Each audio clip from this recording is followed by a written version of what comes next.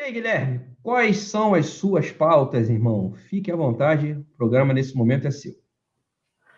Primeiramente, agradecer a oportunidade do Netflix que está dando para a torcida tricolor, né?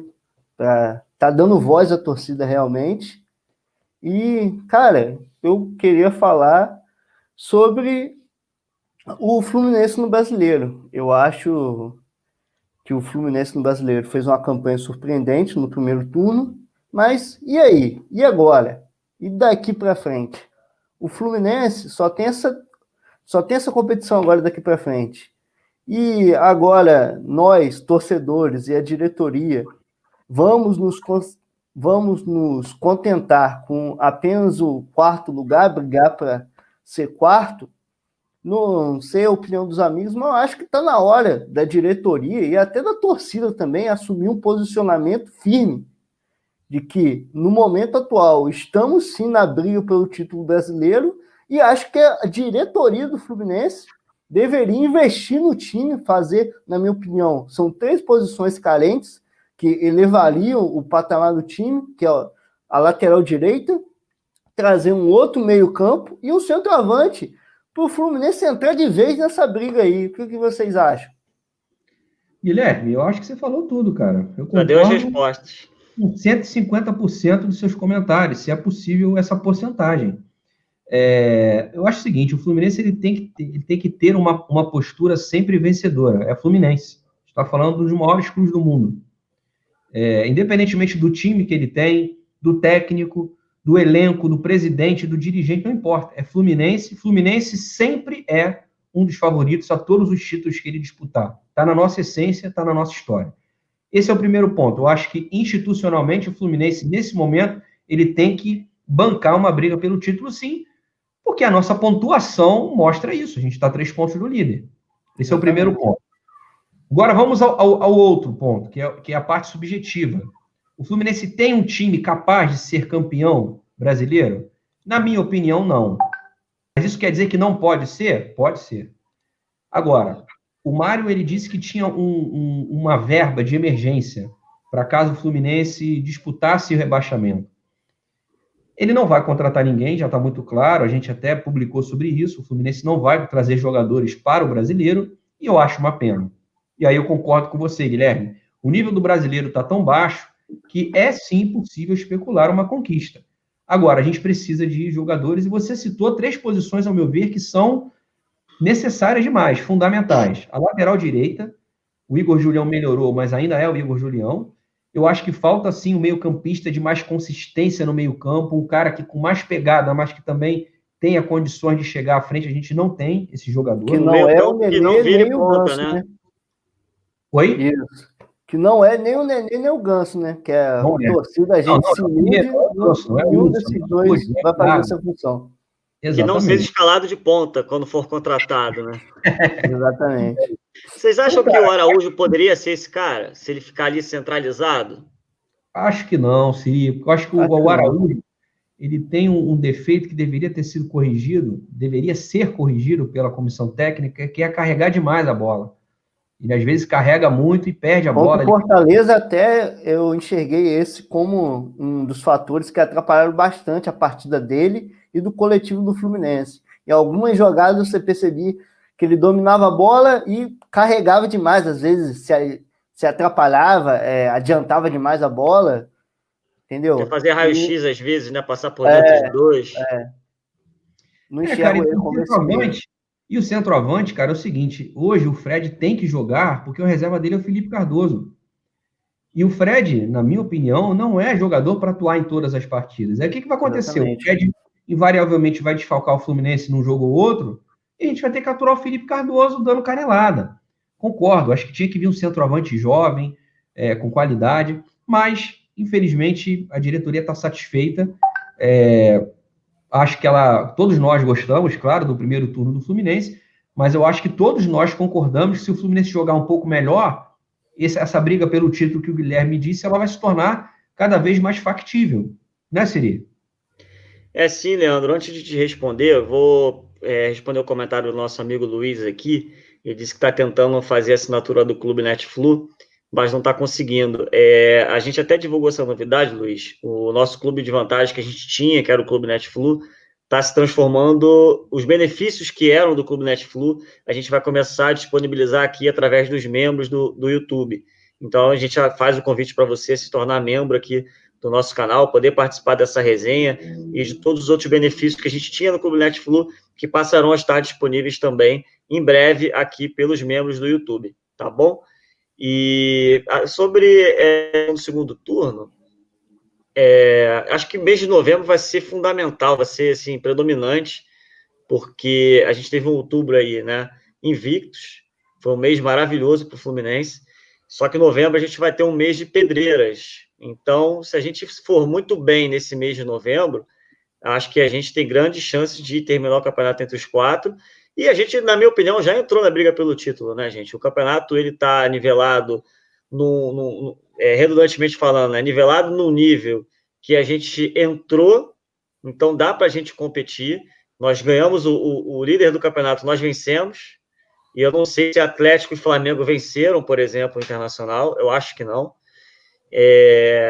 O Atlético Mineiro, a gente fez um jogo muito duro, Flamengo, a gente mais ou menos, mas precisa partir para dentro dos caras.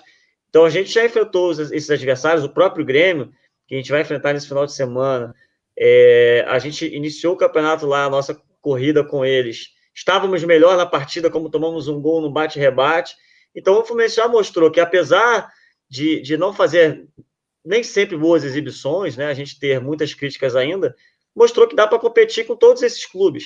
Então, terminar esse primeiro turno a 3 pontos do líder, eu acho que a gente realmente mostrou que pode, sim, entrar nessa briga pelo título. A diretoria do Fluminense tinha um planejamento, que eu não sei se foi alterado, de terminar a competição na pré-Libertadores, e a gente está num grupo agora de Libertadores direto. Não, agora o pessoal da diretoria do Fluminense agora está soltando fogos, né? Que o planejamento é ficar entre os 10. Está em quarto, pô. É verdade. Tá estourando champanhe, tá uma coisa louca.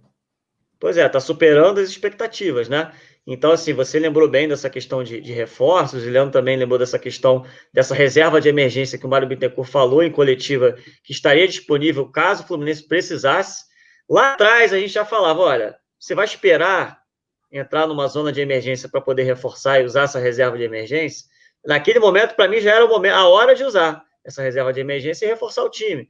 Mas se hoje a gente tem condições de brigar pelo título, concordo plenamente com você também, Guilherme, são peças essenciais que, se a gente conseguisse, a gente ia, no mínimo, brigar pelo título. O título não é certo, óbvio, mas se você luta pelo título, você conquista pelo menos uma vaga na Libertadores. Né? Exatamente. Valeu, Luiz. Olha aí, já resolveu aí, Siri explicou. O bom é essa comunicação direta, né? A gente explica aqui e as pessoas entendem. Valeu, Luiz. Seja muito bem-vindo. Em breve vai estar aqui conosco.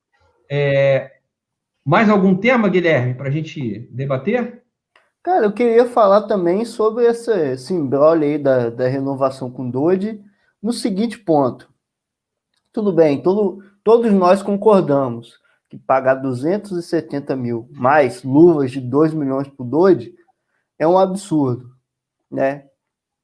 É um absurdo não porque ele vem jogando, mas, tipo assim, pelo jogador que ele é, né? Não, como o amigo falou anteriormente, é um diguinho com grife, né? Mas aí eu vejo muito um movimento da torcida também demonizando o atleta, já como vem fazendo ao longo dos anos. É sempre culpa do atleta. Isso que eu pergunto aos amigos. O Fluminense não deu brecha, não abriu precedente, pagando 200 e tantos mil para Hudson, para o Wellington Silva. O Wellington Silva é reserva, fez o gol no último final de semana, mas é reserva, não rende nada. O Dodi, entendeu? O que vocês acham? Guilherme, mais uma vez concordo com você. Eu acho que, de novo, 270 mil para um jogador como o Dodi, eu acho que é muita coisa. Eu acho, na minha opinião, um jogador mediano em boa fase. Eu acho que ele é um dos melhores da posição no brasileiro, a gente tem que reconhecer. Acho muito esse valor que ele pede de salário, mas o próprio Fluminense armou uma arapuca para si mesmo. Já viu um precedente, né? Vários precedentes, né? Pois o Fluminense renovou o contrato com o Digão, pagando um valor alto. renovou com o Nenê até o final de 2021, um jogador que vai fazer Vai renovar com o Hudson, né? Já tem. O próprio Deve Netflix já renovar. noticiou que vai renovar com o Hudson. Renovou com o Pablo Diego. Renovou com o Pablo Diego e emprestou. Enfim, renovou várias vezes com o Igor Julião. Eu acho que não por esses valores. Mas, assim, a gente tem sempre a tendência, a gente, quando fala a torcida em geral, de chamar o jogador de mercenário nessas situações, né? Em alguns casos, o jogador, às vezes, se extrapola, em outros, o clube também erra. No caso do Dodi, eu acho que é muito simples. Eu vou usar aqui um exemplo. Vocês, empresários do Dodi, vendo o grande campeonato que ele tem feito pelo Fluminense, sabe que o companheiro dele, que joga na posição, eu vou citar só o Hudson, não vou citar os outros, vou citar um jogador que atua na mesma faixa de campo, ele que é o meio campo. Um jogador já de 32 anos, que não joga 1/10 do que o Dodi tem jogado, ganha muito mais do que ele, eu, como empresário, eu vou querer o quê? Meu amigo, eu quero ganhar igual esse cara. Por que eu vou ganhar menos do que ele? Lembrando que a gente trouxe o Henrique no início do ano, né? O Fluminense ainda trouxe o Henrique pagando mais de 250 mil reais. Com certeza, né? Então, assim, cara, o Fluminense armou a Sarapuca porque fez uma folha salarial absurda, a meu ver. A folha salarial do Fluminense é até baixa. Mas seria mais baixa ainda se Mas tivesse... mal distribuída, né? Eu enxergo assim, uma folha baixa, mas mal distribuída. Focaram em determinados jogadores e esqueceram do resto do elenco. Eu vou falar 3 caras. Fred, Ganso e Nenê. Ninguém duvida que... Tudo bem que ela é gestão anterior tal, mas o Fred e o Nenê são dessa gestão, cara, entendeu? o Fred e o Nenê juntos, gente, é mais de R$500 mil. Ah, mas o Fred é um grande ídolo. O Nenê é um cara que jogou em grandes clubes. Ok, ninguém duvida disso. Mas qual é a contribuição que eles dão? Ela é proporcional ao que eles fazem em campo? Vamos avaliar custo-benefício? Então, é uma situação muito complicada. Eu torço para que o Dodi fique, mas também não acho impossível a substituição no mercado. Eu acho que o Fluminense conseguiria repor. Porém, quem é que vai fazer a reposição? É o Mário Bittencourt e o Paulo Angione. Será que o Poçante Wagninho já chegou aí para substituir o Dodi? Pode ser também, né? Wagninho do Náutico. É difícil. Wagninho. A gente tem um rapaz no Sub-17 que poderia, na minha opinião, substituir muito bem o Dodi. Assistir jogos dele, esse Metinho. O rapaz joga muita bola, joga muito fácil. Ele e o Luiz Henrique foram convocados para treinar com a seleção principal. Mas ele é uma promessa. Por exemplo, outro cara que eu acho que é muito melhor que o Dodi, que eu acho que pode ser melhor, é o Martinelli. Mas é promessa. O Dodi é uma realidade. Ele é um jogador bom, tá jogando bem. A gente sabe o que o Dodi vai dar. O que o Metinho vai dar para o Fluminense? A gente acha que vai dar muito, mas a gente não sabe. É você trocar uma realidade por uma promessa. Aí, quando eu falo realidade, o cara pensa, porra, o Leandro tá achando que o Dodi é o Messi. Não. O Tony Kroos, o Dodi. A gente sabe o que esperar do Dodi. Agora, o que a gente vai esperar do Metinho? Muita coisa. Mas pode ser que não jogue nada, porque é um menino. Qual é a idade dele? Exatamente. Tem 17. 17 anos, entendeu? Você pode prejudicar a carreira. Dodi. Dodi. Eu também sempre tenho essa dúvida. Dodi. Mas no caso desse do Metinho, você pode prejudicar a carreira do atleta, né? Pô, você vai botar uma responsabilidade nele, de já chegar como... Eu não vejo dessa forma não, Guilherme. Eu acho que é o nosso único ponto discordante. Eu acho o seguinte, se o cara é bom, ele tem que jogar. Só que, assim, aí vem a questão da expectativa e realidade. Não dá para você... Isso não acontece com o Miguel, por exemplo, né? O Miguel não joga, infelizmente. O Jorge Gaia até comentou, esse cara que vocês estão falando aí não pode ser, de repente, o Miguel, né? Mas, infelizmente, não é aproveitado, né? A gente não consegue ter as respostas ainda do porquê disso. O Miguel deve ter tacado pedra no carro do Odair, do presidente.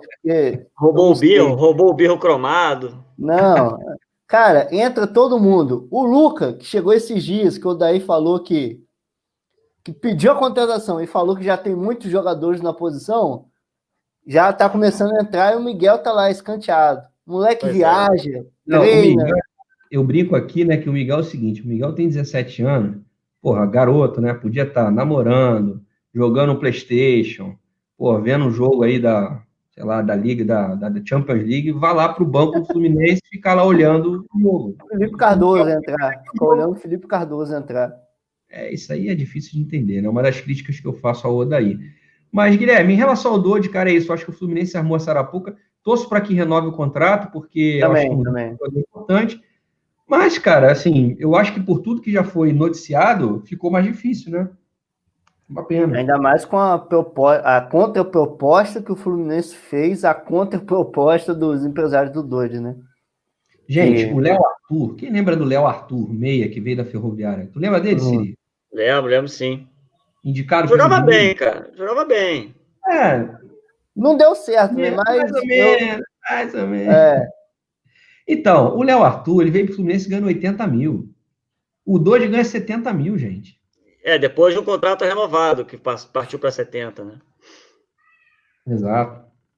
Então, assim, por exemplo, o Danielzinho, que tem torcedor que não gosta, porque diz que é magrinho, tá fazendo bons jogos pelo Bahia, foi ontem ou anteontem, deu 3 assistências no jogo do Bahia contra o Melgar, na Copa Sul-Americana. Gosto muito dele, cara. O Danielzinho, que na minha opinião é bem melhor do que o Dodge, né, dá muitas assistências nesse ano que tem feito gols. Cara, o que o Fluminense ofereceu para o Danielzinho, que ele pediu, assim, sabe, o Dodge está pedindo 270. O Danielzinho, pelo que eu soube, ele não pediu nem 200 mil. E o Fluminense não quis renovar. Mas o jogador que quis ir para o Bahia. Ele quis ir para o Bahia porque o Bahia ofereceu mais, ora. Foi só isso. Me parece muito, sabe salário maior e o contrato mais longo. Me parece muito, sabe o quê? Leandro e Siri e amigos que estão acompanhando. Que esse é o modus operandi que já fincou no Fluminense das gestões. Você oferece um salário merda para o jogador, aí o jogador não fica, mercenário, é isso, é aquilo. Porque é impressionante, toda negociação que dá errado é sempre culpa do atleta, não é possível, cara. É sempre, sabe? Isso que as diretorias fazem acreditar. E fica fácil, né? Essa manipulação da informação ela é muito fácil, né? Exatamente. Porque, enfim, inclusive a própria matéria lá do GE coloca, o Dodge pediu 270 mil, 2 milhões de luvas no contrato de 4 anos. Então, ele vai custar ao Fluminense 16 milhões. Ora, ele vai ficar os 4 anos no Fluminense? Será que, se ele mantiver esse nível ali, não vai despertar interesse de nenhum clube? E despertou. Ano passado, o Fluminense recebeu uma proposta de um clube russo. Por ele, o Fluminense não quis soltar. Em um momento onde ele não estava jogando nada. O contrato longo e multa é feito para isso. Exato. Então, a matéria, aqui não estou fazendo uma crítica a quem escreveu a matéria, até porque se essa matéria ela foi feita porque teve uma fonte que passou. Eu acho que essa fonte, ou essas fontes que passaram, estavam querendo queimar o atleta. Para poder mostrar, pediu, olha, o Fluminense ofereceu isso aqui, o cara pediu 16 milhões e, peraí, gente. Quem garante que ele vai cumprir os 4 anos? Poxa. No último Confraria, o Vinícius Toledo até falou, né, que parece muito com o modus operandi de gestões anteriores, né? Esse negócio de soltar matéria assim, de o atleta vai custar não sei quanto no final do contrato. É isso. Guilherme, fechamos por aqui a participação, já agradecendo, amigo. Fica aqui o convite para próximas, tá bom? Isso aí, tamo junto. Aproveitar aqui também para convidar a galera a conhecer o meu canal e do Robinho Barros, o Tricolor Fanático. O Leandro nos deu a honra de participar lá da estreia do canal, participou na live lá, e já fica o convite aqui também para o Siri, para em uma sexta-feira aí, que puder estar com a gente lá, e para os amigos também. Só marcar que eu tô lá. Vamos sim. E o que eu sempre falo, cara, a gente precisa fortalecer a mídia independente do Fluminense. Porque esperar Sport TV, Fox Sport falarem de Fluminense, é igual o amigo falou, vai falar uma linha, 10 segundos, entendeu?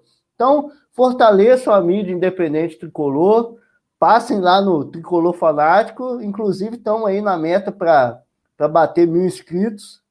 E se batermos 1.000 inscritos aí até o final do ano, até 31 de dezembro, nós vamos sortear uma camisa lá. Então já não perde tempo, quer ganhar a camisa do Fluminense na faixa, já vai lá no Tricolor Fanático, se inscreve. E é isso, valeu? Muito Chega obrigado junto pela lá, galera. oportunidade. Valeu, Guilherme. Valeu, irmão. Grande abraço, até a próxima.